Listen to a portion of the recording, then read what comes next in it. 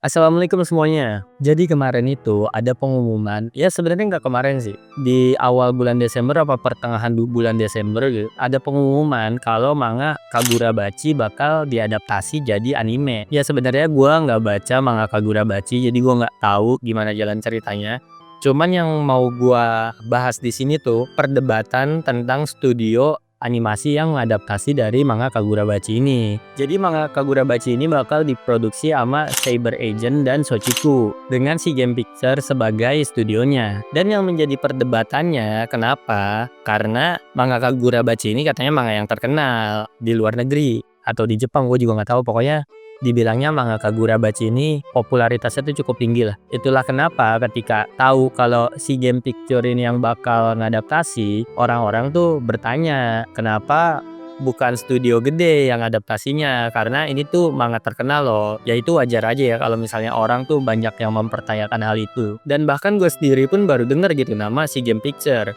Tapi pas gue cari di My Anime List, anime apa aja yang pernah mereka garap, ternyata ada satu anime yang gua tonton yang hasil dari produksi studio mereka gitu. Cuman nih, walau si Game Picture itu mungkin bukan studio animasi besar, tapi Shochiku sebagai produser ya, atau yang nanganin produksinya, itu tuh banyak ngehandle anime-anime dengan nama besar gitu. Kayak Koe no Katachi, Noragami, terus Violet Evergarden, dan masih banyak lagi gitu anime besar yang ditanganin sama Shochiku. Ya jadi kita nggak usah perlu khawatir lah, karena yang nanganin produksinya ini lumayan oke nih. Cuman balik lagi, kalau misalnya kita ngebandingin si Game Picture dengan studio besar lainnya yang dimana orang sudah tahu animasinya seperti apa dan bagaimana mereka ketika menggarap anime action, itu tuh masih tetap ada rasa khawatir di hati mereka, apalagi khususnya yang orang baca manganya ya. Dan kalau misalnya kita ngambil contoh dari anime-anime yang udah pernah diproduksi sama si Game Picture, ya wajar kalau misalnya orang tuh sedikit menyayangkan ya. Karena ya kalau misalnya mau dibandingin sama Wit Studio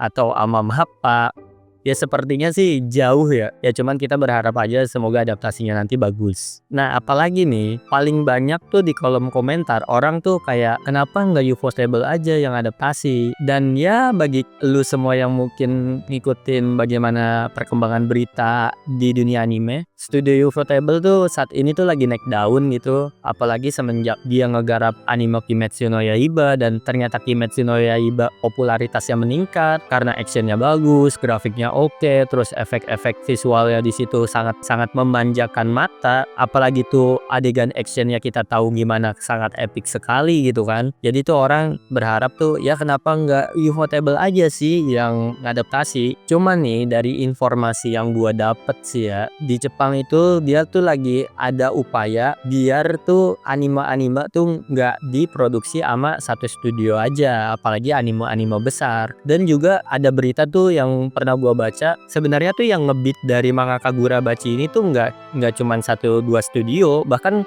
semuanya tuh ngikut ngebeat gitu. MAPPA ngikut ngebeat, terus Wit Studio ngikut ngebeat buat ngadaptasi ini manga. Cuman ya karena studio-studio kayak MAPPA atau Wit Studio lagi banyak mengerjakan project anime, jadi ya biar kualitasnya terjaga, makanya adaptasi dari Kagurabachi ini dilempar ke Sim Game Studio. Ya sebenarnya sih dari usulan ini gue sangat setuju ya, karena untuk menjaga kualitas dari animenya. Karena mungkin bagi lu semua yang udah nonton anime dari lama, ya kita tahu sendiri kadang tuh ada anime yang diproduksi sama studio besar, cuman tuh animasinya jelek. Ya kalau misalnya kita mau ngambil contoh kasus, ya Nanatsu no Taizai. Nanatsu no Taizai itu season 1 sama season 2 itu tuh dipegang sama A1 Picture. Pas di season 3 itu tuh ganti studio jadi Dim Studio. Salah satu alasannya karena waktu itu A1 Picture lagi banyak nanganin project anime gede kayak Sword Art Online, Akatsuki no Yona.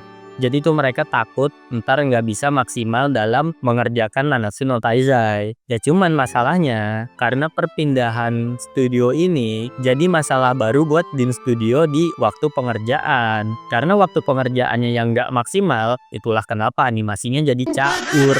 Terus juga yang bilang karena anggaran juga makanya Nanatsu no Taizai itu dipindah. Ya gua nggak tahu apakah jasa di Din Studio jauh lebih murah dibanding Awan Picture. Ya gue juga nggak tahu, cuman begitu katanya. Terus juga kalau misalnya ada yang bilang kenapa Nanatsu no Taizai jelek, karena Din Studio tuh lebih jelek dibanding Awan Picture. Kalau menurut gue sih enggak ya, karena kalau misalnya lu cari di My Animalist, itu tuh yang megang Konosuba itu tuh Din Studio. Dan kalau misalnya lu tahu season 1 dan season 2 nya Konosuba gimana, itu tuh waktu itu gue bilang kalau seandainya nih Konosuba genre utamanya nggak komedi, itu tuh actionnya bagus. Bagi lu yang udah nonton di season 1, itu ada pas lagi lawan Destroyer, bagaimana pas si Megumi sama Leech lagi nge-casting mantra, terus juga si Aqua pas lagi nge-casting spellnya dia juga, itu pas magic circle-nya keluar, itu menurut gue tuh nggak kalah sama Ufotable. Gimana partikel-partikelnya, terus juga efek pas keluarnya,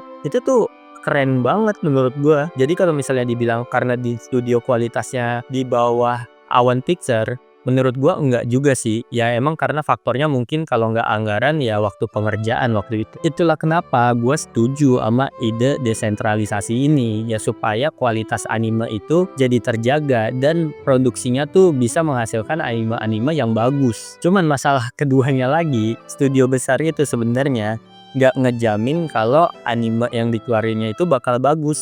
Ini ada satu contoh aja ya, gue mau ngasih tahu. Dulu tuh ada anime Quality Code, ya mungkin ada lu yang tahu tentang anime itu.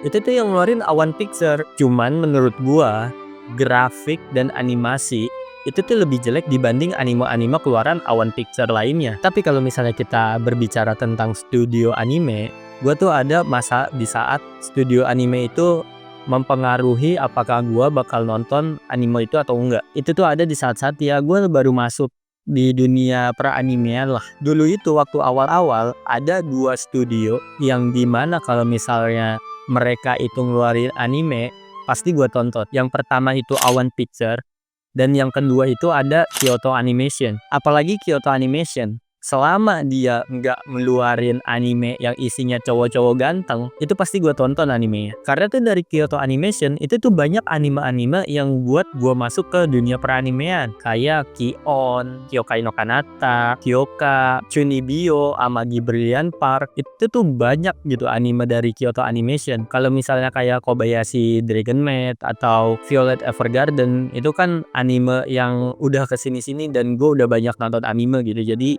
itu nggak masuk list. Nah kalau misalnya Ufotable, itu tuh gue udah tahu Ufotable dari zaman Fate Stay Night Unlimited Blood Wars. Nah dari situ gue udah mulai ngikutin tuh yang keluaran dari Ufotable, kayak Karano Kyokai, terus ada Fate Zero juga, terus ada juga Good Eater, terus yang terakhir tuh yang gue ikutin selain Kimetsu no Yaiba tuh ada Tales of Zestiria. Tapi tuh kalau Tales of Zestiria tuh gue ikutin karena gue main gamenya, makanya gue pengen nonton animenya. Nah jadi pas KNY keluar, gue tuh nggak yang kayak gimana-gimana gitu sama animasinya, yang kayak oh gila keren banget gitu.